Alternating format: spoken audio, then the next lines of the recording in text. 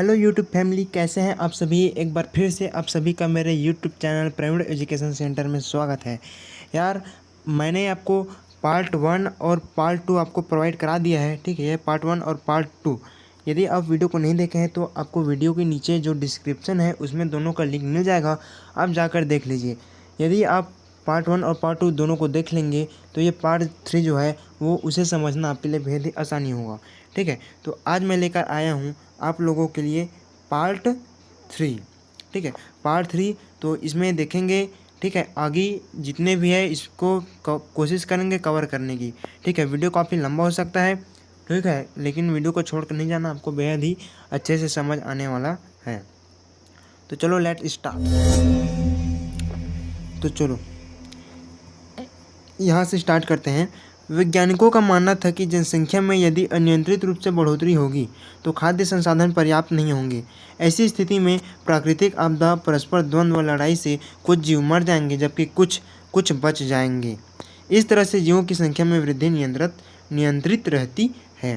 ठीक है, वैज्ञानिकों का मानना था, ठीक है, यदि जनसंख्या में अनियंत्रित रूप से बढ़ोतरी होगी, ठीक है, यदि जो जनसंख्या है, ठीक है, आबादी है सभी जीवों की, वो यदि अनियंत्रित रूप से, ठीक, यानी कि बढ़ते जाएंगे, बहुत ज़्यादा बढ़ते जाएंगी, ठीक है, बढ़ोतरी होती जाएंगी, तो खाद्य संसाधन, ठीक है, तो खाद्य संसाधन पर्याप्त नहीं होंगे।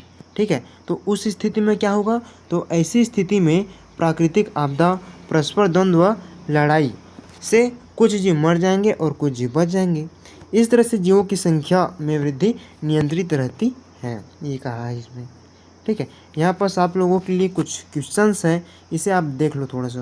पहले, क्या जो जीव बच जाते हैं उनमें कुछ विशेषताएं होती हैं, और है क्या जीवों पर प्रकृति का कोई प्रभाव पड़ता है, और है क्या डायनासोर की विलुप्ति के पीछे भी ऐसा ही कोई कारण रहा होगा। ठीक है, ये है क्वेश्चन आपके लिए। ठीक है, इसका जवाब आपको सोच समझ कर देना है। अब देखते हैं आगे।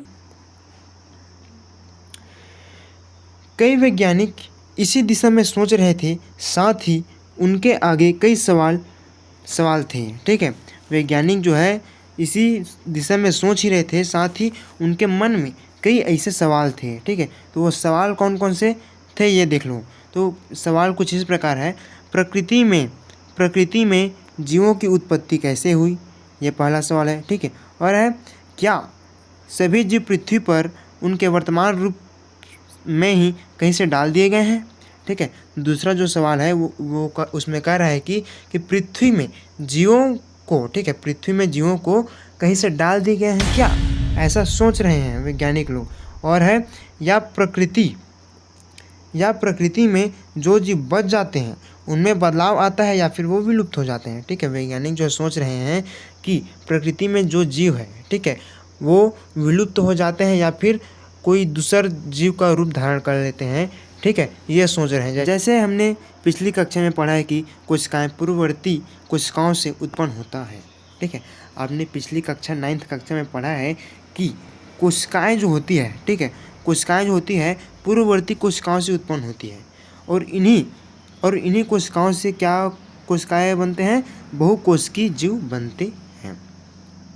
ठीक है, उसी समय से कुछ उल्लेखनीय वैज्ञानिक ने चार्ल्स डार्विन और अल्फ्रेड रसेल वेसेल थे, जिन्होंने जीवों की उत्पत्ति के बारे में अपने व्यापक अध्ययन के आधार पर सिद्धांत दिए। आइए हम डार्विन के अध्ययन व अनुभव को समझें। ठीक है, यहाँ पास है बीगल का सफ़र और डार्विन का अनुभव। ठीक है, आगे हम बताएंगे कि बीगल कौन है। डार्विन तो हमारे वैज्ञानिक है, वो तो जानते ही होंगे। ठीक है, और यहाँ पर लिखा है, और इसे इंग्लिश में है experience of Darwin and journey of beagle. तो चलो इसे समझते हैं, पढ़ते हैं कि हमारे जो डार्विन भैया है, ठीक है, वो जो क्या क्या अपने सफ़र के दौरान क्या क्या अनुभव किए वो इसमें बताया है। तो चलो उसे समझते हैं। ठीक है, तो यहाँ पर बोला क्या है, बचपन से ही डार्विन प्राकृतिक परिघटनाओं एवं प्राणियों के आवास, व्यवहार आदि के संबंध में रुचि रखते थे और अपने आसपास से इनके विषय में जानकारी जुटाने में लगे रहते थे। हमारे जो डार्विन है, ठीक है, ये जो आप देख रहे हैं, ठीक है, ये जो आप देख रहे हैं वो कौन है, डार्विन है। तो जो हमारे जो डार्विन भैया है वो हमारे आसपास के, ठीक है, हमारे आसपास के, ठीक है, जो सभी प्राणी है उनके आवास व्यवहार आदि के संबंध में रुचि रखते थे, ठीक है, कि ये कोई जीव जो है, ठीक है, वो कहाँ रहते हैं, वो किस प्रकार से व्यवहार करते हैं, ये सभी के बारे में जानकारियाँ जुटाते रहते थे बचपन से ही। उन्होंने आज से ही लगभग 200 वर्ष पूर्व जीवों की विविधता एवं उस पर प्रकृति के प्रभाव से संबंधित जो अध्ययन किए, उससे वैज्ञानिक तथा सामाजिक सोच में व्यापक परिवर्तन आया।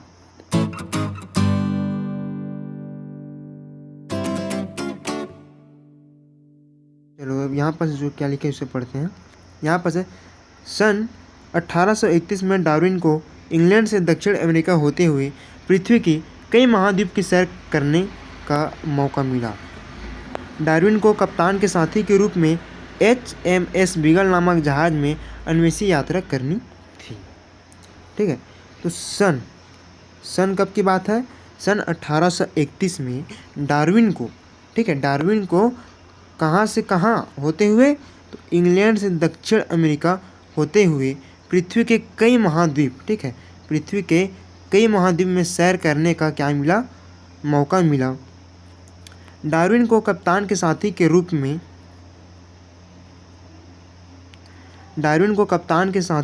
में HMS बीगल नामक जहाज, ठीक है, HMS बीगल नामक जहाज में अन्वेषी यात्रा करनी थी, ठीक है। तो जो हमारे जो बीगल है वो क्या है, हमारे जहाज का नाम है। तो जहाज का पूरा नाम क्या है, HMS बीगल नामक जहाज है, जिसमें जो हमारे जो डार्विन है, ठीक है, ये जो हमारे जो डार्विन है वो क्या किए, अन्वेषी यात्रा किए। अब देखते हैं आगे, ठीक है, अन्वेषी यात्रा करनी थी जिसमें नक्शा तैयार करना, ठीक है, जिसमें नक्शा तैयार करना, इलाकों की खनिज संपदा और जैव विविधता का अध्ययन करना इत्यादि था, ठीक है। सफ़र के दौरान, ठीक है, सफ़र के दौरान उसे नक्शा तैयार करना, इलाकों की खनिज संपदा और जैव विविधता का अध्ययन करना भी था। जहाज में रहने अध्ययन करने के कक्ष के अलावा एक अच्छा पुस्तकालय भी था, ठीक है। तो जहाज में क्या सुविधाएं थी, जहाज में रहने अध्ययन करने के कक्ष के अलावा एक अच्छा पुस्तकालय भी था, ठीक है। बीगल का सफ़र 27 दिसंबर 1831 से शुरू होकर 2 अक्टूबर 1836 में ख़त्म हुआ। तो बीगल का सफ़र जो है कब से कब तक चला, तो बीगल का जो सफ़र है वो 27 दिसंबर 1831 से शुरू होकर 2 अक्टूबर 1836 में ख़त्म हुआ। अब इधर दिया है नीचे डार्विन के अवलोकन मतलब कि ऑब्जर्वेशन ऑफ डार्विन। चलो इसे समझते हैं अच्छे से। बीगल के सफ़र के दौरान डार्विन के कुछ महत्वपूर्ण अवलोकन इस प्रकार हैं जिनसे उन्हें जीवों के विकास का सिद्धांत प्रतिपादित करने में मदद मिली। तो चलो देखते हैं भैया आगे क्या क्या दिया है इसमें, ठीक है, क्या क्या वो अवलोकन किए वो उसे हम इस टॉपिक में पढ़ने वाले हैं, ठीक है। तो बीगल के चलो वो तो हो गया। सफ़र के दौरान डार्विन ने समुद्र के पानी के नमूनों का अध्ययन किया तो उसमें उन्हें कई प्रकार के जीव दिखे और वे चकित रह गए, ठीक है। जब हमारे जो डार्विन अंकल जो है वो क्या कर रहे थे, जब वो यात्रा कर रहे थे अपने जहाज से, तो उन्हें समुद्र के पानी के नमूनों का क्या किया, अध्ययन किया। तो उन्होंने देखा कि, ठीक है, उस समुद्र के पानी में कई प्रकार के ऐसे जीव दिखे जिससे वे क्या हो गए, चकित रह गए। यहाँ पर उन्हें खाने की अद्भुत खाद्य श्रृंखला नजर आई। ऐसे ही उन्हें दक्षिण अमेरिका के जंगलों व पहाड़ों पर तरह तरह के जीवों के बीज भी दिखाई दिया। उनके मन में आता रहा, हर तरफ संघर्ष है, मरो या मारो। जो बच सकता है वही बच रहा है। शायद भौगोलिक ज़रूरत के अनुसार जो ढल गया वही जीव बच जाता है। ठीक है, तो इसमें बताया है कि जब डार्विन सफ़र कर रहा था तो उन्होंने पानी के नमूने का अध्ययन किया। तो उसमें उन्होंने कई प्रकार के जीव देखे जिससे वो क्या रह गए, आश्चर्यचकित रह गए। ठीक है, यहाँ पर उन्हें खाने व खाए जाने की अद्भुत खाद्य श्रृंखला नज़र आई। ठीक है, समुद्र में खाद्य श्रृंखला किस प्रकार से होती है, जो जैसे कि छोटे कीड़े मकोड़े होते हैं वे छोटी मछली खाती हैं। ठीक, फिर छोटे मछली से बड़े मछली से उससे भी बड़ी मछली, फिर व्हेल, इस प्रकार से उसके खाद्य श्रृंखला उसको नज़र आई। वो मन में सोच रहा था कि हर तरफ संघर्ष है, मरो या मारो। जो बच सकता है वही बच रहा है। ठीक है, उसके अनुसार जो ढल गया वही जीव बच जाता है।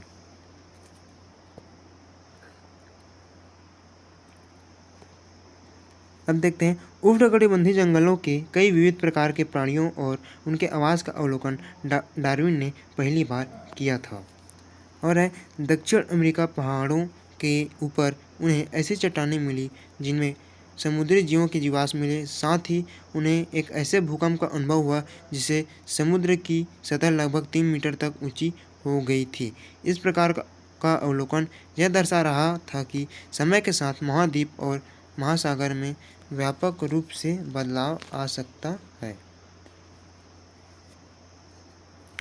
और है रेतीले समुद्री किनारों के स्थान पर ऊंचे चट्टानों से घिरे समुद्री किनारों के अवलोकन से डार्विन यह अनुमान लगा पाए कि निरंतर चलने वाली प्रक्रिया से भी पृथ्वी की सतह पर परिवर्तन आ सकता है। ठीक है, ये सभी जो है डार्विन के क्या है, अवलोकन है।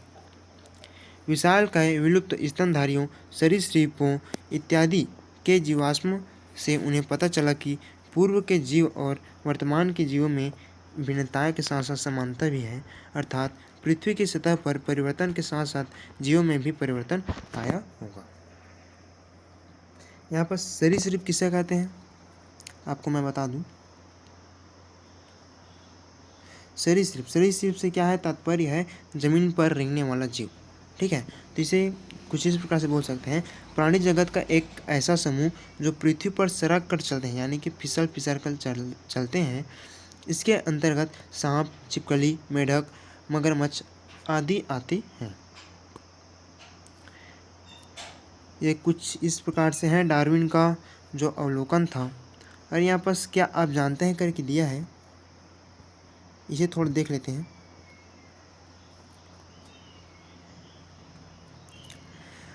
सन कब की बात है, सन 1938 में अफ्रीकी तट के किनारे जब मछुआरों ने एक मछली जैसे जीव को पकड़ा तब तहलका मच गया, क्योंकि तब तक यह मान्यता थी कि डायनासोर के साथ ही ये विलुप्त हो गए हैं। ठीक है, यहाँ पर से आप जो मछली देख रहे हैं यहाँ पास ये, ठीक है, ये जो आप मछली देख रहे हैं ये तब की मछली है जब डायनासोर हुआ करती थी। ठीक है, तो जब 1938 में मछुआरों ने एक ऐसा जीव पकड़ा, ठीक है, जिसे देखते ही वो सभी आश्चर्यचकित हो गए। ठीक है, आश्चर्यचकित इसलिए हुए ताकि उन्होंने जो मछली पकड़ा था वो डायनासोर ज़माने का मछली था। और मान्यता था कि ये जो मछली है, ठीक है, वो डायनासोर के समय से ही ये विलुप्त हो गए हैं। इसे सिलकेंथ नाम दिया गया। ठीक है, इसे क्या नाम दिया गया, सिलकेंथ नाम दिया गया। इसमें कुछ विशेषताएं उभयचरों की थी और कुछ मछलियों की। ठीक है, उस समय यह माना गया कि इसका विकास रुक गया है, अतः इसे लंबे समय तक जीवी जीवाश्म कहा गया। परंतु अब हम जान गए हैं कि इनमें विकास की प्रक्रिया अभी भी हो रही है, इसलिए इन्हें जीवित जीवाश्म कहना ठीक नहीं हुआ। समझ गए होंगे। इसको थोड़ा देखते हैं।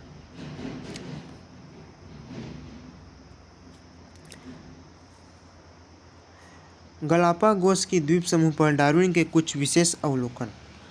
दक्षिण अमेरिका के इक्वाडोर नामक देश के पास स्थित गलापागोस टापुओं पर जब बीगल पहुंचा तो डार्विन को व्यापक अध्ययन करने का मौका मिला। टापुओं के इस समूह में कई छोटे बड़े टापू हैं जो ज्वालामुखी लावा से बने हैं। ठीक है, दक्षिण अमेरिका में एक जगह है, ठीक है, एक जगह है, उसका नाम है एक्वाडोर देश। ठीक है, दक्षिण अमेरिका के एक्वेडोर नामक देश के पास स्थित क्या एक गलापागोस टापू। ठीक है, एक गलापागोस टापू पर जब बीगल पहुंचा तो डार्विन को व्यापक अध्ययन करने का मौका मिला। ठीक है, ये जो गलापागोस है वो क्या है, टापू का नाम है। ठीक है, उस पर जब बीगल पहुंचा तो उन्हें व्यापक रूप से, ठीक, यानी कि अच्छे से बारीकी से उसे अध्ययन करने का, ठीक है, उसे अध्ययन करने का मौका मिला। उसे अध्ययन करने का मौका मिला। टापू के इस समूह में कई छोटे बड़े टापू हैं जो ज्वालामुखी लावा से बने हैं। ठीक है, टापू के इस समूह में कई छोटे बड़े टापू हैं जो ज्वालामुखी की लावा से बने हैं। गलापागोस के टापुओं में, ऊपर कर लेता हूँ इसे, चलो, गलापागोस के टापुओं के कैक्टस तथा अन्य पौधे, छिपकली, कछुए, वर्मी जिसे आर्मडिल्लो कहा जाता है, आदि का डार्विन ने अध्ययन किया। ठीक है, तो गलापागोस के टापू में डार्विन ने, ठीक है, किन किन जीवों और पौधों का अध्ययन किया, तो वो इस प्रकार है, कैक्टस तथा अन्य पौधे, छिपकली, पक्षी, कछुए, वर्मी आदि का डार्विन ने क्या किया, अध्ययन किया।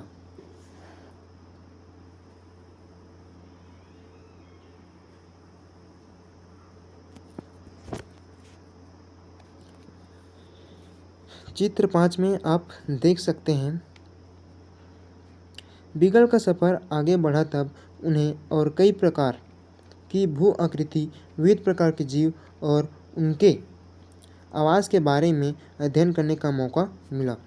उन्होंने मुख्य रूप से यहाँ तथा बीगल के पूरे सफ़र के दौरान जीवों के रंग, आकार, भोजन, आवास आदि संबंधित कई तथ्यों का प्रमाणों को जुटाया, उनका सूक्ष्म अवलोकन किया एवं तर्क के आधार पर कई बातों को समझाने की कोशिश की।